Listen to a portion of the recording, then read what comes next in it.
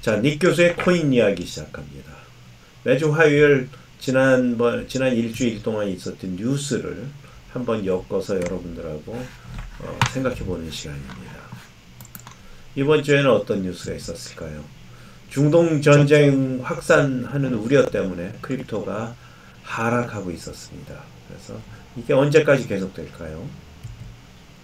그 다음에 반감기가, 비트코인 반감기가 온다 그랬는데 아마 4월 17일 내일쯤 이게 반감기가 시작되는 것 같습니다. 그래서 그것 때문에 상승 압력을 받기는 하겠죠. 그 다음에는 홍콩에서 BTC ETF하고 EW ETF를 승인한다고 계속해서 소문이 있었는데 드디어 엊그제 승인이 났습니다. 마지막으로 SEC가 이더리움에 대해서 증권성 정밀 조사하고 있었는데, 증권성 여부를 정밀 조사하고 있었는데요. 요번에는 유니스왑에 대해서 증권성 여부를 정밀 조사 중이라고 합니다. 그래갖고 굉장히 많은 증오심, 적개심 이런 것에 대해서 대상이 되고 있는데요. 그것에 대해서 한번 알아보겠습니다.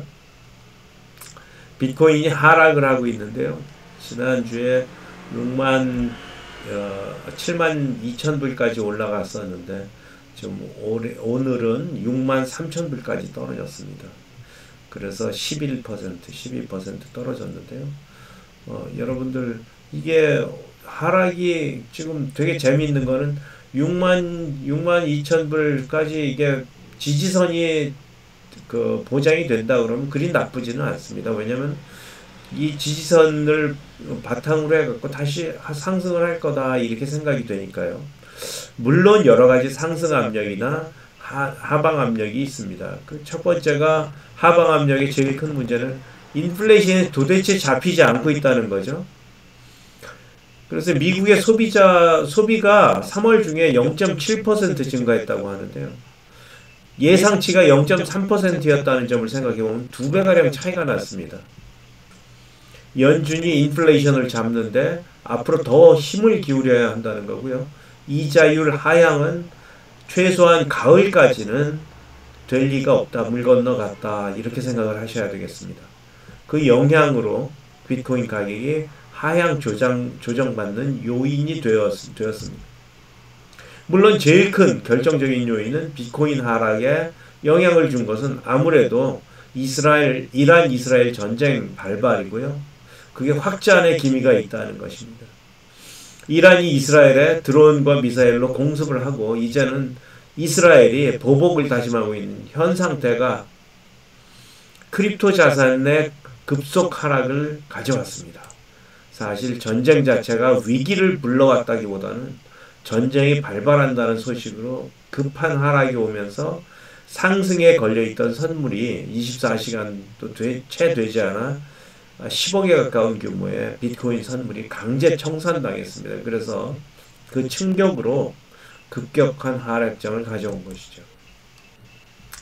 그래서 비트코인 하락장이 그렇게 작용을 하고 있었는데요. 비트코인이 단기적으로 오를까 내릴까 하는 문제를 좀 생각해보면 참 예측하기 어렵습니다. 여러 가지 요인 중에서 지난주에 코인베이스가 토큰의 재판매는, 그러니까 어떤 토큰이든지 토큰 거래소에서 암호화폐 거래소에서 토큰을 재판매하는 그 행위는 그 토큰 자체가 증권법의 위배 소지가 있건 없건 위법은 아니라는 승소 판결을 받아서 굉장히 좋은 상승 요인으로 크게 작용할 줄 알았는데요.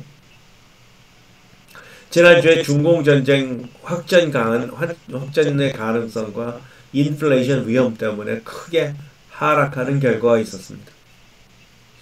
그런데 이제는 반감기가 20시간 정도 남았다고 하니까 또 그게 상승할 압력으로 작용할 요인이 됩니다.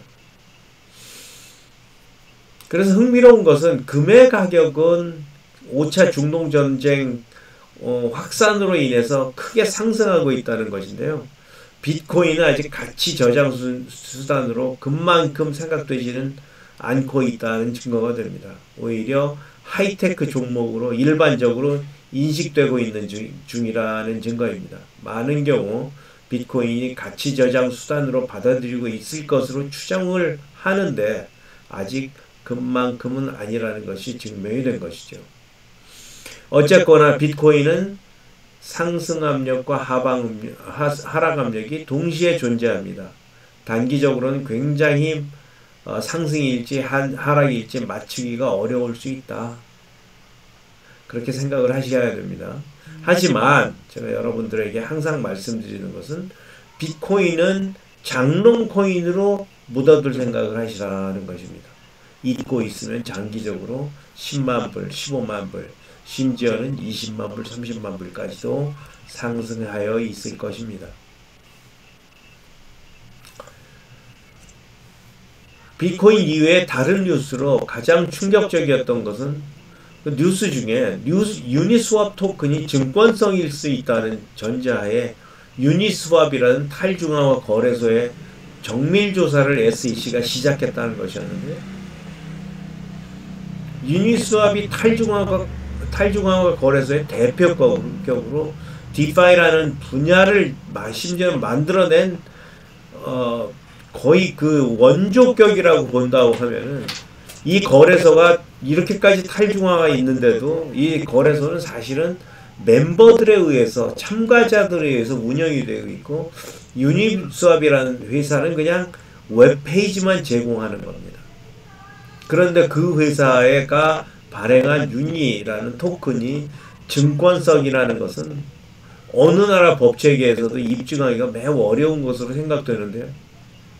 결과적으로 이런 그 정밀조사는 정치적인 이유로 추진하는 것이 아니냐 하는 비난을 받고 있습니다.